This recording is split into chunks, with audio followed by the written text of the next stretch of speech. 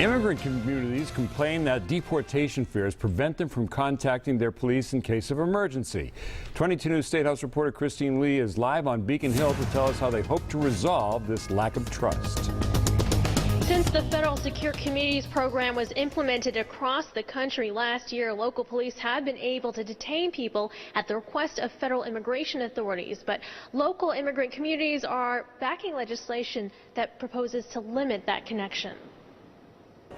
Immigration advocates hope that when the state legislature returns from summer break next week, they'll take action on legislation that restricts the Federal Secure Communities program.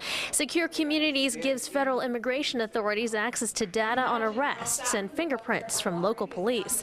Immigration authorities can then ask law enforcement officials to detain people for possible deportation if they're in the country illegally. And that's creating a really difficult environment in neighborhoods and communities in which people are simply not willing to trust the police because they feel that, rightly so, they could easily get deported.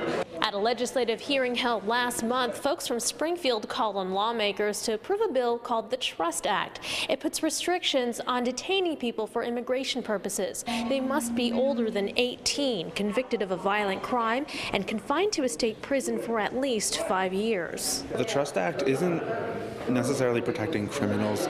If you're committing a crime, you'll still be prosecuted and you probably will be deported. We're pushing for a separation between local and state law enforcement and immigration and customs enforcement. Secure Communities aims to target undocumented immigrants who commit violent crimes, but immigrant advocates say it mostly affects people who have been dismissed of a crime or committed minor traffic violations. Massachusetts Chiefs of Police Association spokesperson says they oppose the bill and that police should be able to detain someone who may be suspected to be in the country illegally at the request of federal immigration authorities. At the State House, Christine Lee, 22 News.